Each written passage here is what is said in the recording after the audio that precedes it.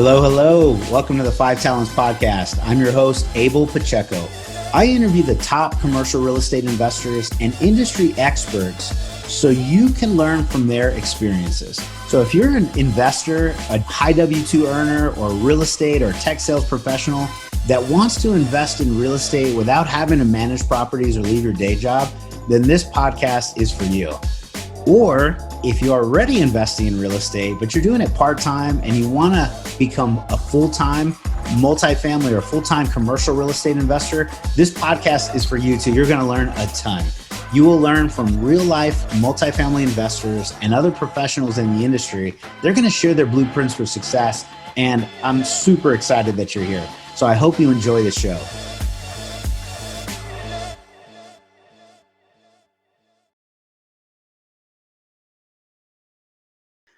Hello, hello. This is Abel Pacheco, your host for the Five Talents Podcast. We are super excited, as always, every single new interview we conduct, because I really work hard at trying to bring the best possible guests. And another one of those folks is Mr. Jeremy Goodrich. Jeremy, how's it going, brother? It's so good to be here, Abel. I love what you're doing right now. I've been seeing you everywhere, just great conversations with so many people who are key parts of this real estate investing journey that we're all on. And I just appreciate the value that you're bringing to all of us. And thank you for having me on the show today. All right, man. Thank you very much for joining, and I appreciate it. I appreciate the note. Yeah, we're real estate guys and gals on our team. However, we have to bring more exposure to what we're doing, and with the pandemic and the time, as my coach that I meet with on a weekly basis, he said, hey, if you don't have any exposure, and if you're not pivoting towards the internet and you're not getting out there, then everyone else is, and you're going to be left behind. And I go, well, I'm trying to be on boots on the ground on property. He goes, yeah, I've got a tomato. He has a tomato canned company. They can tomatoes, and they hired them to have a social presence. And I go, well, if the canned tomato guys have a social presence in this time of pandemic and all this stuff, I better do the same. And that was one of the genesis of our podcast and everything they were doing. So anyways, Jeremy, you are and the man, the myth, the legend. And I literally say that because you pulled an amazing group of people. How I met you on LinkedIn, and you were associated with some of the best names that I knew in my space. And you're the owner of Shine Insurance. You help others find the best service team in commercial real estate. You're an insurance provider as well, and so many things that you help people. You're a podcast host, REI Clarity. You interview some great guests yourself, and you're help putting everything out there and for others to learn and get some education along the way too. So let me turn it over to you. Give us a proper introduction. Who are you? What do you do? And we'll start there. Absolutely. Thanks, Abel. There's a saying coming back to what you were just saying. A friend of mine and a great author, Jay Baer, says that advertising is a tax paid by the unremarkable. And I think it comes back to kind of all the things you said about marketing, right? It's like you have to be able to tell your story, be out there and be remarkable in some way, shape, or form. And certainly the industry that I am in, insurance, is about as unremarkable as it comes. So you have to work even harder in some ways to be remarkable. So I started Shine Insurance in 2013. I was an elementary school teacher for 13 years before that. So what I did with most of my adult career before coming on this side was teach third and fourth graders how to do division, or how to write a good story, or how to play soccer or hockey or whatever. What age group? Third and fourth graders. So like 8 to 10 years old. That's so awesome. So I love that age. Off topic a little bit, but because you're not teaching them like how to tie their shoes, you're teaching them how to run. Like, you're not teaching them how to write. You're teaching them how to love being an author. Like at that age is when you've kind of learned the base foundation skills underneath what you're doing, and you're learning to love those things. So I really felt like I was teaching kids how to love things, or at least not hate them. Sometimes it's like that's where you're moving folks from, but I love that age because of that. And then eventually I met my wife and business partner, Mackenzie. She is a third generation insurance agent.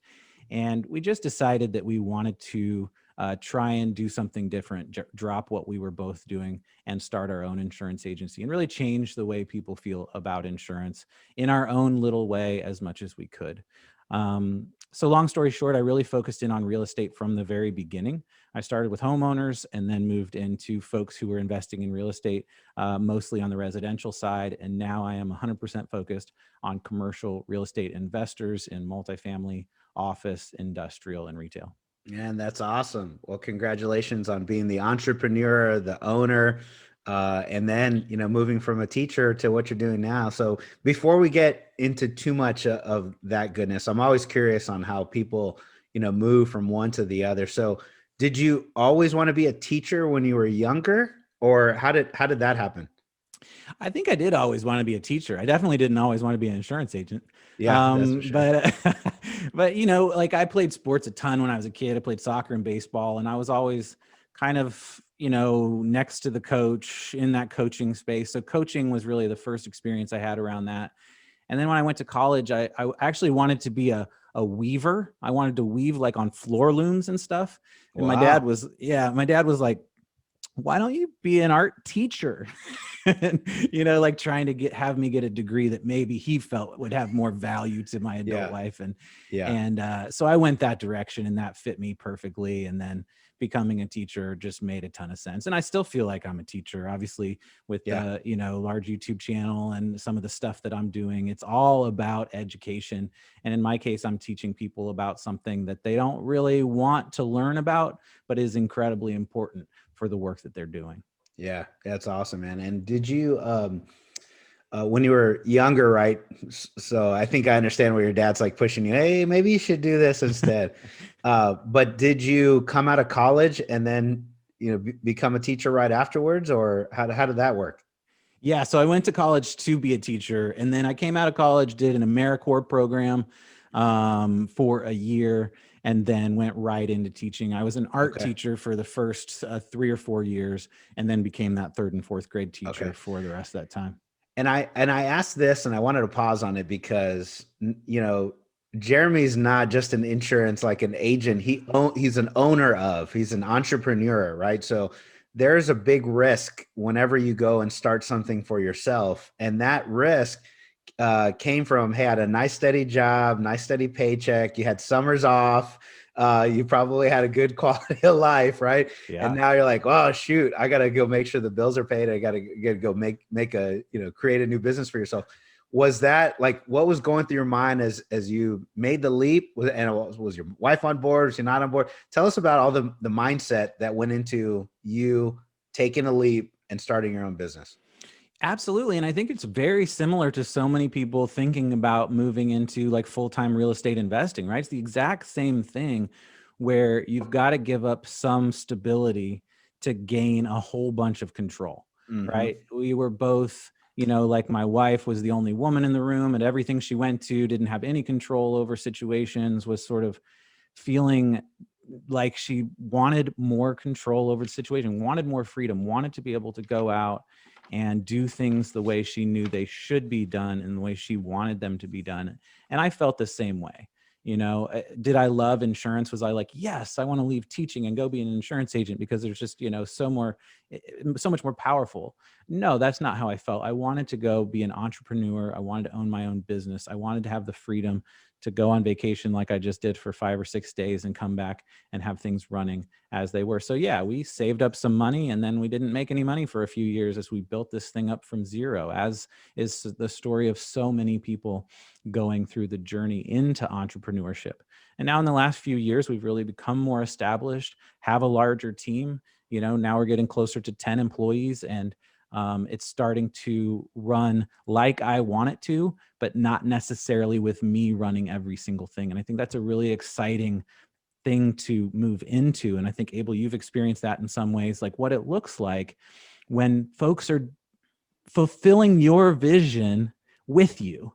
Mm-hmm. And you are now driving that vision as a whole instead of wearing every single hat in the business that you've created. So, yeah, it's a huge leap and a huge change and a huge risk, but I wouldn't have it any other way. And we are both so happy to have taken this leap and now be in total control of our own financial freedom, our own future, our own timeline, all those kinds of things. Yes, I love it. And Jeremy, I'm excited for you and your continued run and you and your wife to have that success. Did I hear this right? You've got to give up control for a little bit for your freedom.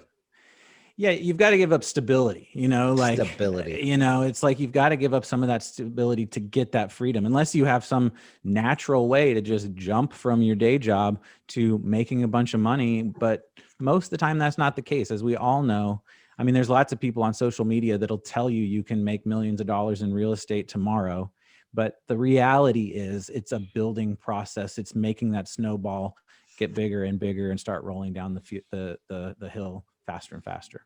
Yeah. The appearance of that stability is probably even, another word to add to what you said, because we feel, I worked in tech for 13 years. I worked at a company called Rackspace for 10, and we had a lot of success, millions and millions and millions of dollars, 10x growth in 6 years. And I crushed it. Right. But ultimately at the end run, I looked at how much money I was making.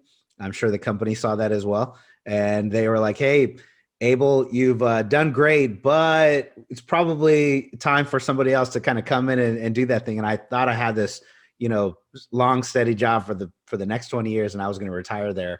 And the appearance of stability kind of changed. And it's like, nope, it's not really reality. I go, okay, I absolutely need to change something. And I love the leap that you took for yourself. So why, oh, go ahead. Well, I was just going to say, you hear so many real estate origin stories, and there's so many different ways people come in. And that's one of the things I love about real estate is you just meet people from all different backgrounds, all different places, all different stories. But a commonality that we hear over and over again is like, I thought I had something and it turned out I wasn't being appreciated the way I was, or I didn't have the thing that I thought I had. And so I had to experience a low. And I looked over at this real estate thing and I was like, if I'm smart enough, I can put things together well enough, I can build a team, I can learn, and I can make this happen. And I think that's such a neat part of, your story and lots of people's story. Is the great thing about real estate is you put the sweat equity in and you can make it happen, Yeah. Yeah. And kudos to you for taking your lead too. So now you've got 10 employees, you're really cranking along. I think I heard the word, if you didn't say it, I thought it, a system. Other people are pushing your vision and your the business, and you can step away for a moment, meaning you're not the solo individual pushing everything. And if you step away, there are people that continue down that. So it's just great. So why insurance? What in the world? How did that happen from teacher to insurance specifically? And why that as the business that you chose? The new thing. Well, we had the in with my wife, Mackenzie. So independent insurance agencies, which most commercial real estates, that's who you're working with, folks who are not, one of the big Super Bowl commercial companies, but more are working with multiple companies doing lots of different things. It's all about connections, very similar to real estate, right? You've got to have the connections. And we had the connections in this space. So we were looking for a place where we could grow wealth, where we could be our own business owners, where we could actually add value to people's lives, and we could connect with people we really appreciated and liked. And we love entrepreneurs. We love entrepreneurship. We love business ownership. And so all those things lined up. And Cool. my wife was thinking about starting a restaurant or something like that. And ultimately I was like, man, we've got this, laid out for us. Let's go down the path. And so we did. Oh, that's great. Well, congratulations. So, and your podcast host, you interview a lot of commercial, multifamily, a lot of real estate folks, and then that's where your business, has some focus to as well. So, what in the world can we learn? Right, our audience is some active investors that are kind of like me. We're doing our own deals and finding properties. We're trying to fund them. We're trying to finance them. Then we operate them, exit them. And then we have another group of listeners that are also passive investors, trying to learn through that so that they know, as I invest my $50,000 passively, whatever it is, I need to know how to, what I'm looking for in a team, a deal, in a market. So in your expertise on both sides, the insurance side, podcast host, what nuggets of insight can you give us? What bit of wisdom can you give for those two groups? I love it. So, I think I would give the base foundation under which I believe this is all set on. And I think it's three pillars. So the first is clarity. So I am not someone who has a lot of knowledge as a real estate investor. I'm not a GP. I'm not a sponsor. I'm not in the middle of deals. I'm working on some of my first LP deals right now. I have worked with hundreds of real estate investors as their commercial real estate insurance advisor, but I am not in those deep in the process. So my experience has been I can create a lot of clarity, which I believe is the first pillar of real estate investing. Some people say knowledge, right? And I think that's super important. You can gain knowledge from podcasts, from Clubhouse, from books. I'm reading a great book by Brian Burke for passive investors right now. And I just read Matt Fairclough's book for active investors, two great folks who I would suggest reading their books. But you can gain a lot of knowledge, whether you're an active investor or passive investor. That's the first step to me, is that clarity, that knowledge. But as we both know, Abel, both of those things only go so far. And that's why the other two pillars really quickly are connections, which this business is built on connections. Whether you're a limited partner, if you're a limited partner, that means a connection with sponsors you trust, right? Sponsors that you know can do great deals, that you know are going to follow through with what they're saying on the front end, that you know are truly underwriting conservatively and not just saying they are. All those kinds of things are the connections you're looking for as an LP. If you want to be a GP, the connection base is much larger, right? You got to have connections with brokers and lawyers and insurance agents and property managers. The connections are much larger. But again, you're looking for those connections. And then I really think the third pillar, after you have the clarity and the connections, is implementation, right? In the end, you've got to pull some triggers and learn from your mistakes, learn from your successes, and grow. So I think the biggest thing I've learned being a service team provider to real estate investors and being a podcast host, talking to, I think I've talked about 60 real estate investors at this point, is clarity, then connections, then implementation. If you follow those three things and repeat, I think you're going to have a lot of success. Well put. Those are awesome. I love it. The three pillars of REI. And just to kind of double back on it, right? You mentioned clarity, different than there's so much education, but really honing down on like the way you did right now. These 3 points. Let me give you some clarity.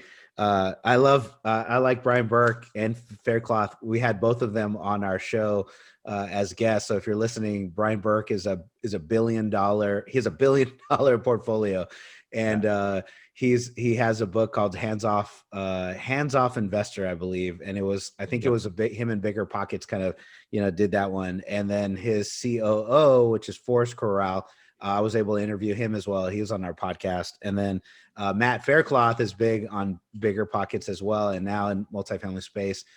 We got to interview him as well. And so really quality individuals to learn from. And then I like the connections is, trust, and you got to make sure that you know who you're investing with, whether their game plan or their risk profile or the types of deals. And do I trust that individual? And, I like that. And then, man, take action is so key, isn't it? Yeah. If I can do all the first parts, I can meet and network, and I can go learn how, and I can figure out the best way to underwrite it and do the analysis and look at all the comps. But if you don't take any action, that dollar is never going to grow.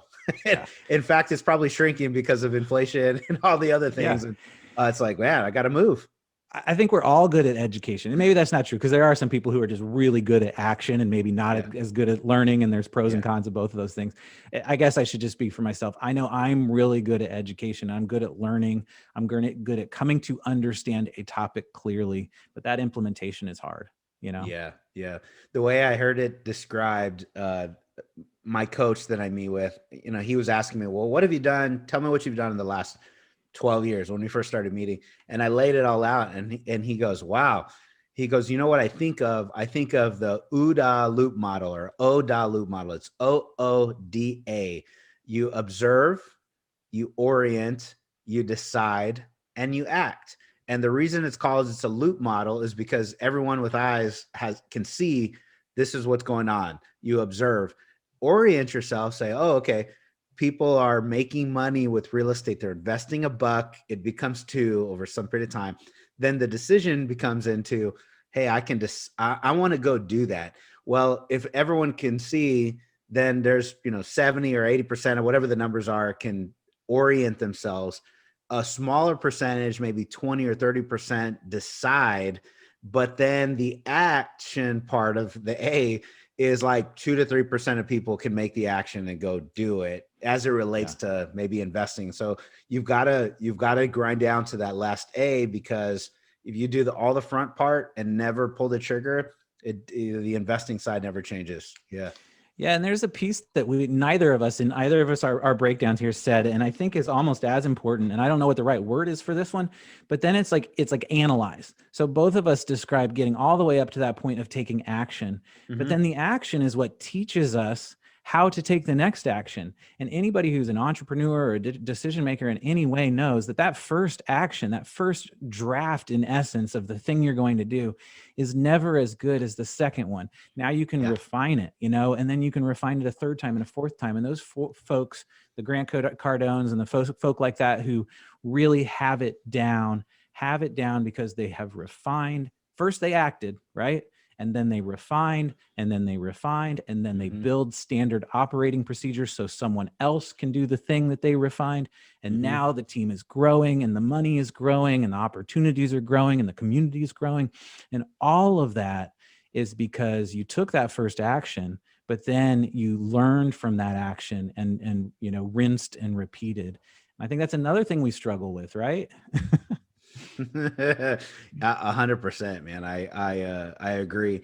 And that OODA loop model, I if you Google it, I think it's like as a fighter plane war military tactic thing. If you can think about the old fighter pilots where they're like they're with their machine guns as they're firing down. I think that's where it was created, where your next, observe or orient, and I got to decide, well, this other plane is going to shoot me down. I got to move this way and evade tactics. And, every time you take an action, exactly what you said, you've got to orient yourself again. Okay, now what's happened? I've taken the action. What's the next step? And, the loop model is you do it again and again and again. And I just love it, man. So this has been a fun conversation so far. Thanks, Jeremy, just for even talking.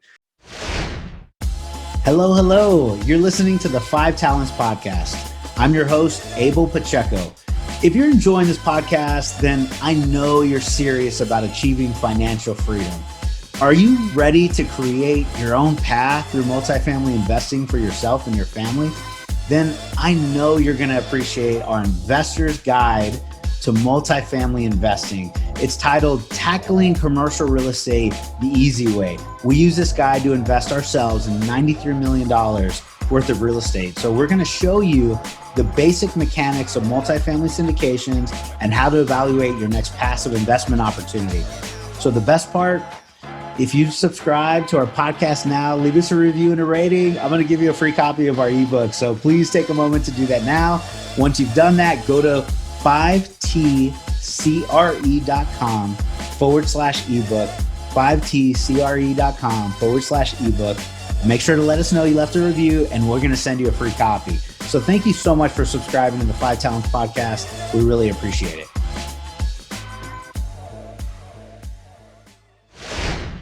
So, love it.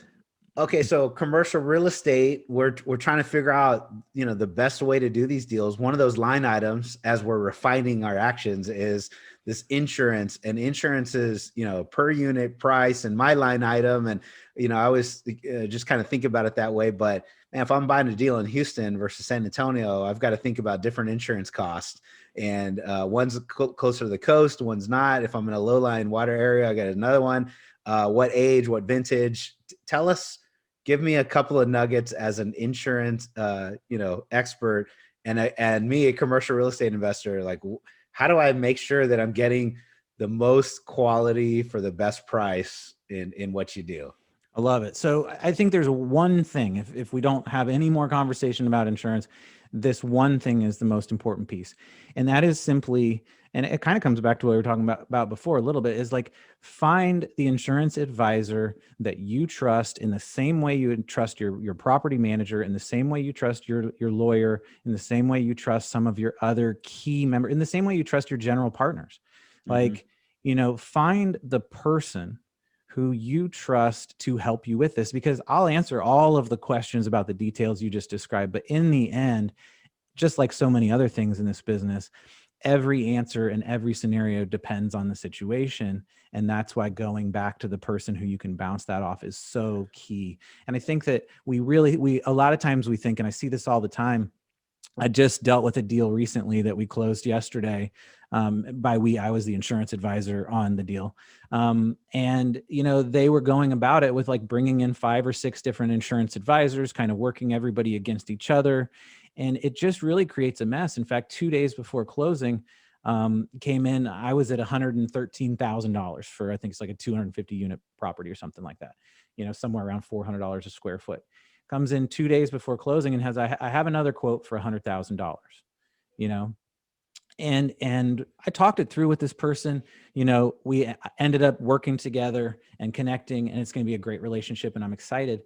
But a lot of people go that route all the way up to 2 days before closing, still collecting quotes on insurance and seeing if they can save $10K on the front end. Yeah. Now, when I showed him what he was looking at and said, look, just the deductible, I had a $10,000 deductible. The other person had a $25,000 deductible. So you're going to save $10,000, but if there's even one claim, you lose $15,000. Mm-hmm. So I'm kind of like getting in the weeds, and I'm going to pull myself out of the weeds really quickly, Abel, unless you want me to stay down there in the weeds. But, the bottom line and the most important thing that people can do when it comes to insurance is considering your insurance advisor in the exact same way as you consider every other member of your team. Once you've found a good one, you stick with them, because if they have access to all the companies, which any good commercial real estate specialist will, they should be making companies compete against each other for the business. You shouldn't be making agents compete against each other, and then they are making companies competing against each other. It just creates a big old mess. Got it. Okay. Well, same exact way I want to work with my partners and investors, and I know them, I like them, I trust them. I think they're going to go do everything they can, and then go head down, and they'll compete with the companies. Okay. Yeah. It makes a lot of sense. You were saying earlier, I think before maybe we hit record, like one of the things you do for your local deals that are closer to you in San Antonio is you show up and make sure the contractors are doing the job that they were supposed to do. You show up and make sure property manager doing the job that they're supposed to do, right? I'm not saying you just blanket trust someone without any oversight, without any knowledge, without any questions, without any engagement. Of course we don't, we make sure, what is it? Trust but verify, Yeah. Yes. Trust but verify. I learned inspect what I expect in the IT world. Those things are all true with your insurance advisor as well. And so the problem with that is learning just enough about insurance, because I think so many people just don't like insurance. We just sort of curl up in a ball in the corner of our room when the word comes out of someone's mouth, and I think understanding it to the level where you can have an intelligent conversation with a trusted advisor is the number one way to find the best option. All right. Solid piece of advice. And while we're on this topic of insurance, how do I know, if I have the wrong policy, or how do I I'm already in it, we're there, or, I don't even know how to determine, how do I have the wrong one? Yeah. So I think that, on our website, we have a quiz. You can take a quick 5-minute quiz that'll kind of help you know if you have the wrong one. But, one of the things is, if when you bought that policy, you bought the cheapest one, like you went out and you got 5 people and then you were like, I'll take the cheapest one. Yeah, I could have the wrong policy. I can pretty much guarantee you have the wrong policy. That's awesome. So that's one. 2 is just getting to know a few things, coming to understand building coverage. One of the most important there's 2 most important coverages. One is the building coverage. If a building goes down, are we going to be able to rebuild it? If you look at the coverage on your policy and that's at $50 or $60 a square foot, well, you do a little bit of construction, Abel, and I think that we all understand that we can't build a property for $50 or $60 a square foot unless it's a shed or something. So Mm-hmm. we've got a problem there. If we don't have enough coverage to rebuild a building, then we've got a problem. And then the other thing I would throw out is liability coverage. So coverage for bad things that happen to other people. I've got a claim going on right now, real simple one. Tenant slipped on ice in an Indiana property, broke their wrist, had some hospital bills, wanted to kind of go after the property owner's policy. Yeah. Super common scenario. Probably not a big deal, probably a $4,000 or $5,000 claim, but someone hires the wrong personal injury attorney, suddenly that's a $70,000 or $80,000 claim. Like, Mhm. the thing about liability coverage is you have no idea how high that number can go. With a building, it's only going to cost whatever it is to replace it. But liability, it could go anywhere, Yeah. So those are the two. I always feel like I'm getting into the boring weeds when we start talking about details, but the two It's all things good. It's all most is good. building coverage and liability coverage. Understand them, have a feeling about them, make sure you get it, and then put it away for the next year. And don't worry about it. Right. Yeah, that's good stuff. Okay, well, thank you. And while we're on this, kind of topic too, who do you actually want to reach out to you? Can you share with us, how do we get in touch with you? How do we get in contact with you, etc.? Oh yeah. So for me, it's shineinsurance.com. That's the best way to find me. I'm all over social media and stuff like that. Pretty easy to find as well. But shineinsurance.com is the place to find us. And if you want to take that quiz to see if you have the policy or a bad policy, then it's just /REI, shineinsurance.com/REI. Right on. Yeah. So if anybody needs insurance on the commercial real estate space, all states. Pretty much all states. It depends on the risk. So I'm pretty picky. Basically, the way we insure clients is if I would invest in the deal, and if I would invest with that investor, then I'm open to having a conversation about insuring the property. Like I said, we're all about being a part of your team, and that kind of goes both ways. So more than happy to talk with someone. We'll have a call and just chat it out and see if we're a good fit and take it from there. All right. That sounds awesome. So let me pivot the conversation a little bit too. You have an exercise that you've been working through, like how to invest or 25K as a passive investor type of thing. Yeah. And then again, we met on the social side of it, LinkedIn, because I saw some of the things you were doing. We got highlighted for an article that you put out, some of the top 20 podcasts, and we were selected as one of them. So we were super excited. And you pulled this really great social presence about you, your business. I mean, it's strong, and I'm excited for you. I'd love to, just learn more about that side of what you do as well. So tell us about the first exercise on passive investing, and we'll just get into the social side. Okay, cool. So, I mean, at the heart of it, I've always believed in a concept that's like authentic content marketing, where you decide who your ideal client is. And in my opinion, you refine that as well as you can. Obviously, my ideal client is a commercial real estate investor with 50 plus properties or 50 plus doors, and, fits a personality connection between me and them. So once you do that, excuse me, then you just try and provide a bunch of value for them. So it's like, how do I provide a bunch of value for this community of people? And I saw a comment on LinkedIn the other day that was like, don't ask me what kind of value you can provide for me. Just like provide it for me. Like, just do it, Yeah. Yeah. And so that's everything I'm doing. So the connecting with folks on LinkedIn, I mean, some of my insights there are find people like, Yona Weiss is obviously, and you are two of the people that I would say are some of the best at it. You and Clubhouse right now are just killing it. So I think if someone wants to figure out how to do a certain social media space, they find someone who's doing it really well and watch what they're doing. How is Abel doing Clubhouse? Why is he doing that way? Why do I see his face everywhere? Like, how does that happen? How does he have time to do that? Start to like ask all those questions about the people who are succeeding in that space. I think that's a key piece. Same with Yona and LinkedIn. How does he have time to do that? How is that working? What's the structure underneath that? And then figure out how to do that same thing, figure out how to provide that value. So when I first started Shine, I was really into first-time home buyers. And so I started studying the process of how to buy a house. Like, okay, how do you find a good realtor? Like, how do you make an offer? What is an inspection? What's an appraisal? What's a closing? What's your mortgage payment? I started studying the thing and then teaching people how to do the thing they cared about. And that's what popped my YouTube channel. That's why there's 13,000 subscribers, is not because people love insurance so much that they were flocking to me for insurance answers. Although there are a lot of, there's a lot of insurance information in there, and a lot of people do watch those videos, but it was folks wanted to know how to buy a house. And so I provided those answers for them. When it comes to real estate investors, I'm doing that as well. When it comes to the top 10 podcasters, I know how hard it is to make a podcast. I know how hard it is to do all the work that we're doing. I'm doing it too.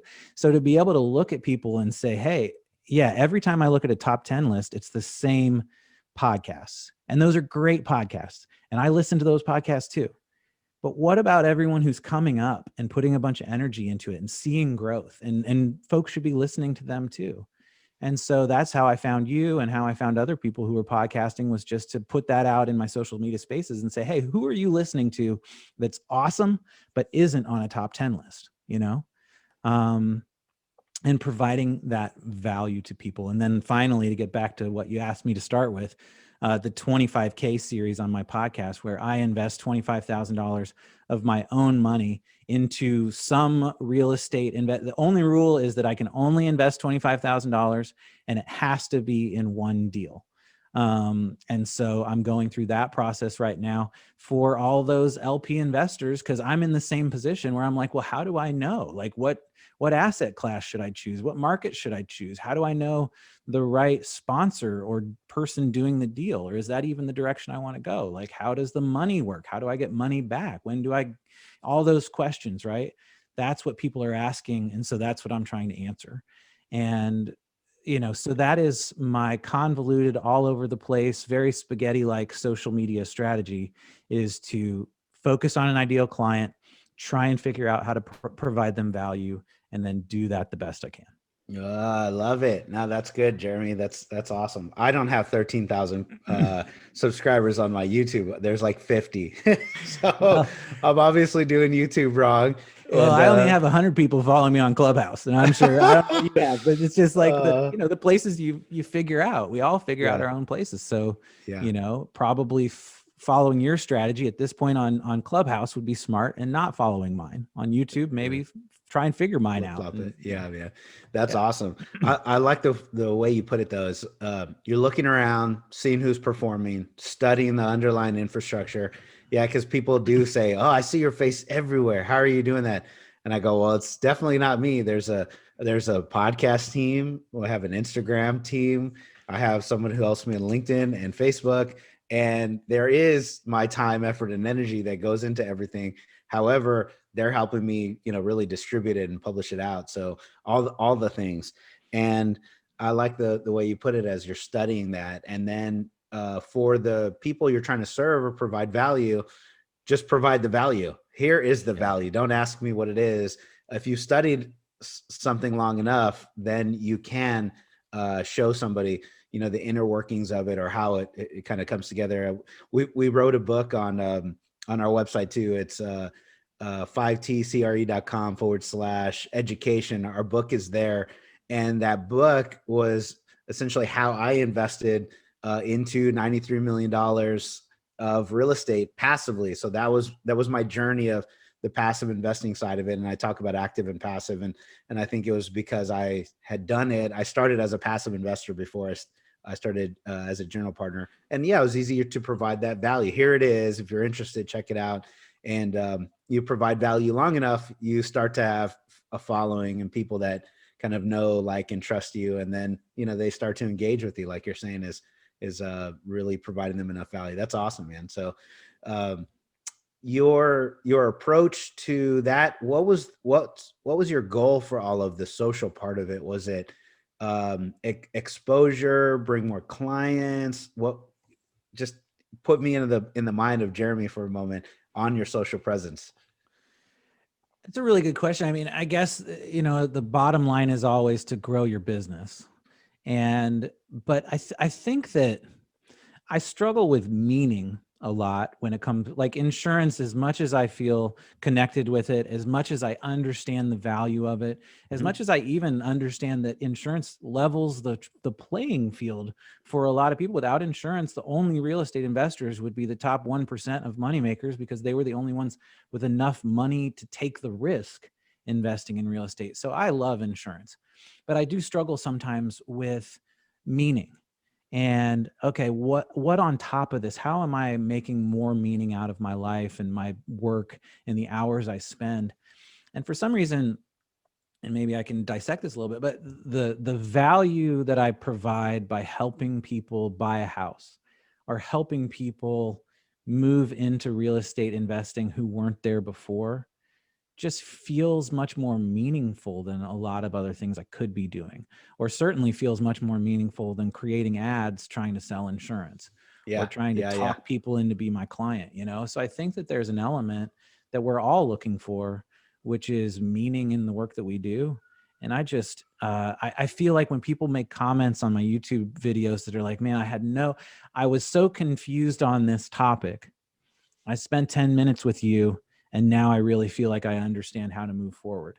Like there's some Mm. value there that is not monetary.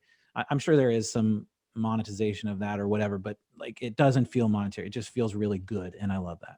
Yeah, that's awesome. Thank you so much for that nugget. It's, I think exactly what you had mentioned. My goal is to get exposure out there, reach new investors that want to invest with us on future deals, and also, maybe some brokers out there that actually see me doing something. They can send me a property to go walk and make an offer on. But at a higher level, I like serving. I like bringing education, and there was no way for me to have as many conversations as people were reaching out to me, and there's not enough hours in the day. So this was kind of the way to, like you said, to provide meaning. There's a bunch of people who want some education, and this is a way that I thought I could still give, provide exposure, bring more value to me, value to others, and just kind of keep doing what we're doing. So anyways, that's awesome. Well, thanks, Jeremy. This has been an awesome conversation. What is there anything I didn't ask about, anything that you wanted to bring exposure to, or